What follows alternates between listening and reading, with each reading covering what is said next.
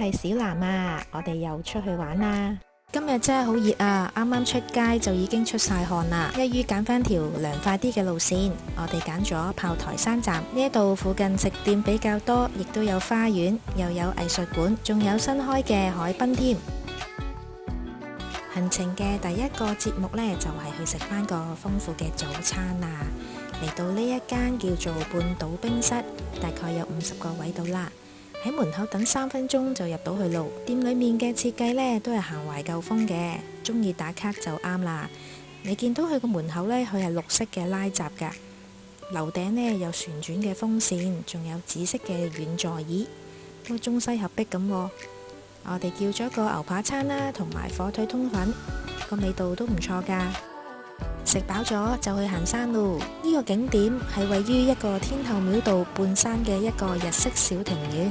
唔知道呢一個設計嘅背後歷史係點嘅呢？我估係一個區議員諗出嚟嘅。從炮台山站 A 出口坐升降機直達富澤花園，然後沿住斜路行到10分鐘呢，過對面馬路就見到呢個日式嘅小庭院啦，即係天后廟道3號，都幾靚啊。不過嚟到又唔見到傳說中嘅日式屏風嘅，只係見到呢個黑紅色嘅日式鳥居。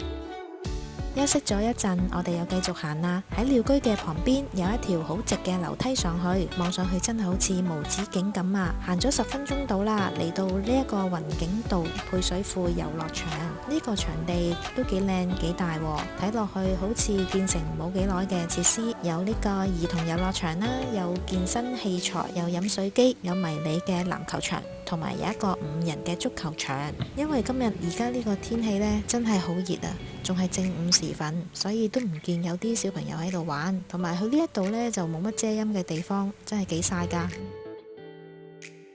繼續行啦，我哋沿住雲景道經過唔少嘅豪宅，例如係雲景台啦、海天峰、樹人大學、富豪閣、風景大廈。最後呢，我哋抵達呢個賽西湖公園啦。呢個公園建於1985年嘅，佢個面積有2400平方米，前身呢係一個私人蓄水池，佢個名係7姊妹水塘。不過嚟到呢個公園，其實可以行嘅地方唔多，只有一個涼亭。行完山就乘坐49號小巴落返去炮台山站，去參觀一個下午2點鐘先至開放嘅遊街實驗，係一間視覺藝術展覽活動中心，免費入場㗎。呢一個建築物原本係一間海邊嘅遊艇會所，喺1908年落成，係一間擁有紅磚瓦頂嘅2級歷史建築物。而家已經成為提供俾市民嘅一個欣賞藝術同埋享受清新環境嘅好地方，同埋俾一啲藝術工作者去做一啲課程啦，同埋一啲藝術展覽咁嘅。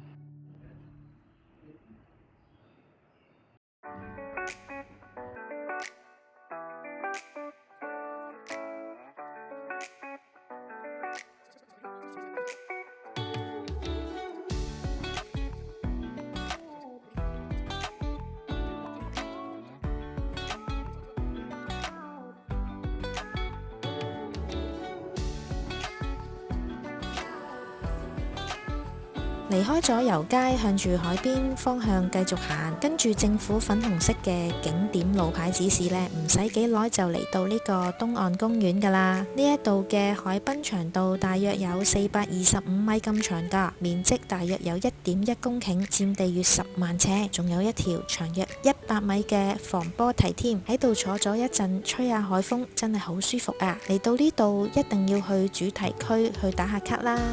呢一度有一個好巨型嘅英文字藝術標籤，叫做 Victoria Harbour， 同埋個外形有啲似杜拜帆船酒店嗰個屏風口嘅造型噃。行到黃昏時候，差不多要去揾晚餐咯。我哋喺炮台山附近嘅一間黃金冰室嗰度，俾一個餐牌吸引住，我哋入咗去叫咗一個2人餐，揀咗避風塘肉排同埋鮮茄炆鱸魚。不過可惜啊，佢個味道真係好一般咯。試下呢個肉排先，好腍啊，香。影片中嘅景點資料呢，大家可以去下面嘅資訊欄嗰度揾到㗎。請大家訂閱呢個頻道同埋點讚啊！我哋下次會去另一個景點嗰度度假㗎，下次見啦〜